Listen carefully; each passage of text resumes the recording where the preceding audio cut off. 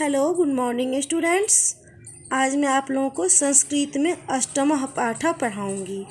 अष्टम पाठ में क्या है बेटा, आपको है संगणकम। संगणकम मीन्स क्या होता है, कंप्यूटर। आप लोग यहाँ पे देख रहे हैं संगणकम।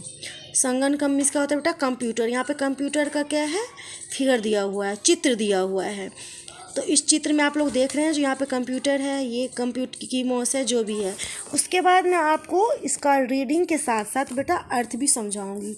तो चलिए पहले रीडिंग करवा देती हूँ। आप लोग घर में बेटा अपने से भी रीडिंग कीजिएगा। तो चलिए रीडिंग में क्या है बेटा, वर्तमान युगं विज्ञानस्य युगम अस्ति। क्या कह रहा है, वर्तमान युगं विज्ञानस्य युगम अस्ति। यत्र तत्र इतस्त दृष्टि गच्छति तत्रैव विज्ञानेन आविष्कृतिं दृश्यते। गृहं कार्यालयः उद्योगालयः वा सर्वत्रैव संगणकस्य चमत्कारान् वयं पश्यामः। इसमें क्या कह रहा है बेटा, जो वर्तमान युग विज्ञानस्य युगम अस्ति, कह रहा है वर्तमान का जो युग है, वर्तमान युग विज्ञान का युग है। आजकल के जो युग है बेटा, वो तो आप लोगों को पता है जो क्या है, वर्तमान का युग है, विज्ञान का युग है। इसके बाद क्या कह रहा है, यत्र तत्र इतस्त दृष्टि। कह रहा है जहाँ भी हम इधर उधर दृष्टि डालते हैं वहाँ क्या है, तत्रैव विज्ञानेन आविष्कृतं दृश्यते। वहाँ हम क्या पाते हैं, क्या देखते हैं, जो हर चीज़ विज्ञान का आविष्कार दिखाई, हमें वहाँ पे विज्ञान के आविष्कार दिखाई देते हैं। हम जहाँ भी देखते हैं, आप देखिए लैपटॉप देखिए, टीवी देखिए, जो भी आप देख रहे हैं वो सब वैज्ञानिक ने ही आविष्कार किया है बेटा। ठीक है। इसके बाद है गृहं कार्यालयः उद्योगालयः वा सर्वत्रैव संगणकस्य चमत्कारान् वयं पश्यामः। क्या कह रहा है, घर, कार्यालय, उद्योगशाला, सभी जगह कंप्यूटर का चमत्कार देखते हैं। ठीक है। तो यह इसका ये हो गया, जो अब वर्तमान युग जो है वो किसका है, विज्ञान का युग है। जहाँ तहाँ इधर उधर दृष्टि जाती है वहीं विज्ञान के आविष्कार दिखाई देते हैं। चाहे घर हो, कार्यालय हो या उद्योगशाला हो, सभी जगह कंप्यूटर का चमत्कार दिखाई देते हैं। उसके बाद है बेटा, अद्यतः 350 वर्षाणि पूर्वम् अंकानां संयोगार्थम अस्य यंत्रस्य आविष्कारः अभवत्। इसमें क्या कह रहा है बेटा, आज से लगभग 350 वर्ष पहले, आज से लगभग 350 वर्ष पहले अंकों के संयोग से इस यंत्र का आविष्कार हुआ। ठीक है। पुनः 1662 वर्षे फ्रांस देशे अस्य आविष्कारः अभवत्। अनन्तरं P Eckert, John W Mauchly, GB न्यूमैनानाम् अपूर्वेन सहयोगेन अस्य यन्त्रस्य परिशोधित नाम इलेक्ट्रॉनिक नंबर एंटीमीटर एंड कंप्यूटर अभवत्। तदनन्तरं 1952 तमे वर्षे आधुनिकतं रूपेण सर्वत्र आच्छादितं भवति। इसमें क्या कह रहा है बेटा, जो आज से 350 वर्ष पहले, आज से 350 वर्ष पहले क्या हुआ, अंकों के संयोग से इस यंत्र का आविष्कार हुआ। फिर क्या कह रहा है, पुनः 1662 तमे वर्षे फ्रांस देशे अस्य आविष्कारः अभवत्। कह रहा है इसमें बेटा, सन 1962 ईस्वी में फ्रांस में इसका आविष्कार हुआ। फिर कह रहा है, अनंतर P Eckert, John W Mauchly, G B न्यूमैनानाम् अपूर्वेन सहयोगेन अस्य यंत्रस्य परिशोधित नाम इलेक्ट्रॉनिक नंबर एंटीमीटर एंड कंप्यूटर अभवत्। इसमें ये कह रहा है बेटा, जो फ्रांस में हुआ, पुनः P Eckert, John W Mauchly, G B Neumann के अपूर्व सहयोग से इस यंत्र का परिशोधित नाम इलेक्ट्रॉनिक नंबर एंटीमीटर और कंप्यूटर हुआ।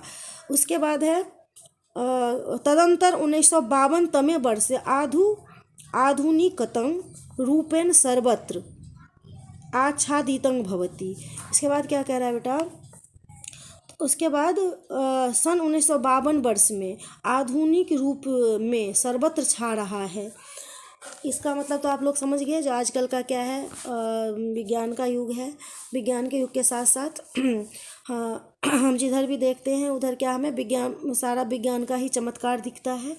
आज से 350 वर्ष पहले इस यंत्र का अंक के द्वारा इस यंत्र का आविष्कार हुआ। फिर 1962 में फ्रांस ने इसका आविष्कार किया। तो इसमें इतना तो आप लोग समझ गए बेटा। अब इसे मैं नेक्स्ट वाला जो है उसको रीडिंग के साथ साथ पढ़ा रही हूँ। तो उसके बाद नेक्स्ट देखिए बेटा, नेक्स्ट में क्या है, संसारस्य सर्वाणि कार्याणि त्वरित मनेन यंत्रेण संपन्नानि भवन्ति। इसमें क्या कह रहा है बेटा, पहले हम इसको रीड कर लेते हैं बेटा। चंद्र यात्रा भवेत वा मंगल यात्रा देश विदेश यात्रा वा सर्वेषु स्थानेषु अस्य यन्त्रस्य उपयोगिता अनुभूयते। सर्वकारस्य कार्यालयेषु चापि अस्य महती आवश्यकता दृश्यते। नवीनेन आविष्कारेण विगतः आविष्कारः अतिक्रान्तः दृश्यते। जनाः भन्ति किं यन्त्रमपि मस्तिष्कं युक्तं भवितुमर्हतीति केन पूर्व चिन्त्यते स्म। एतदेव सत्यं यत् मस्तिष्कमपि परं यन्त्रेषु भवति। तानि यन्त्राणि आकर्षयन्ति विचार्यस्य पश्चात् च समुचितानि उत्तराणि यच्छन्ति। इसमें बेटा रीडिंग करा दी हूँ। अब एक बार रीडिंग के साथ साथ भी आप लोग देखिए, फिर से मैं पढ़ा रही हूँ। संसारस्य सर्वाणि कार्याणि त्वरित मनेन यंत्रेण संपन्ना भवन्ति। कह रहा है संसार के समस्त कार्य तुरंत ही इस यंत्र के द्वारा, त्वरित मनेन मीन्स क्या होता है, तुरंत ही संपन्न होते हैं। चंद्र यात्रा भवेत वा मंगल यात्रा देश विदेश यात्रा वा सर्वेषु स्थानेषु अस्य यंत्रस्य उपयोगिता अनुभूयते। कह रहा है बेटा चंद्रमा की, चाहे वो चंद्रमा की यात्रा हो या मंगल की यात्रा हो, देश विदेश की यात्रा में, अथवा रहने के स्थानों में, मीन्स हम लोग जो घर में रहते हैं, इस यंत्र की उपयोगिता अनुभव होती है। और उसके बाद क्या है, अनुभव होती है। सर्वकारस्य कार्यालयेषु चापि अस्य महती आवश्यकता दृश्यते। कह रहा है सर्वकारस्य सरकारी। उसके बाद क्या कह रहे हैं यहाँ पे बेटा, और सरकारी कार्यालयों में भी इसकी आवश्यकता होती है, वहाँ भी आवश्यकता दिखाई देती है। ठीक है, दृश्यते। उसके बाद है नवीनेन आविष्कारेण विगतः आविष्कार। लोगों का मानना है क्या यंत्र भी मस्तिष्क युक्त हो सकता है। अब यहाँ पे है ना बेटा, नवीनेन आविष्कारेण विगस्कर आविष्कार अतिक्रांत दृश्यते। जना भन्ति किं यंत्रपि मस्तिष्क युक्तं भवितुमर्हतीति केन पूर्व चिन्त्यते स्म। इसमें ये कह रहा है बेटा, क्या ये जो कंप्यूटर जो है, ये यंत्र जो है, संगणक कंप्यूटर जो है, सो क्या ये मस्तिष्क के तरह हो सकते हैं? क्या ये मस्तिष्क के तरह सोच सकते हैं? मस्तिष्क के तरह ये चिंता कर सकते हैं? क्या ये मस्तिष्क के तरह हैं? यही कह रहा है। लोगों का मानना क्या है बेटा, क्या यह मस्तिष्क युक्त हो सकता है? किसी से पूर्व चिंता कर लेता था, क्या यह सही है? इसके बाद क्या, एतदेव सत्यं यत् मस्तिष्कमपि परं यंत्रेषु भवति। क्या यह सत्य, सत्यं मीन्स क्या यह सत्य है? मस्तिष्क जो है क्या यह सत्य है? मस्तिष्क भी एक यंत्र होता है। तानि यंत्राणि आकर्षयन्ति विचारयन्ति विचारस्य पश्चात च समुचितानि उत्तराणि यच्छन्ति। कह रहा है बेटा यह सत्य है कि मस्तिष्क भी एक परम यंत्र होता है, एक यंत्र होता है जो यंत्रों को सुनता है, विचार करता है, विचार के समुचित उत्तर देते हैं। ये तो है नॉन लिविंग थिंग्स। सोचने की प्रवृत्ति किसमें है? हमारे पास है। लेकिन क्या कंप्यूटर सोच सकता है? क्या यह हमारे तरह चिंता कर सकता है? यह सत्य है, यही इसका है। अब मैं आप लोगों को यह संसारस्य सर्वाणि कार्याणि से एक बार पूरा ऐसे करके सुना देती हूँ। यह जो है संसारस्य सर्वाणि कार्याणि त्वरितमनेन यंत्रेण संपन्नानि भवन्ति, इसका जो अर्थ है बेटा मैं एक लाइन से फिर से समझा रही हूँ। इसमें यह कह रहा है संसार के समस्त कार्य तुरंत ही इस यंत्र के द्वारा हो जाते हैं, चाहे वो चंद्रमा की यात्रा हो या मंगल की यात्रा हो, चाहे देश विदेश की यात्रा हो, या घर में कोई भी उपयोग की चीज़ अनुभव होती है। और सरकारी कार्यालय में भी इसकी आवश्यकता दिखाई देती है। नवीन आविष्कार होने से पहला आविष्कार अतिक्रांत दिखाई देता है।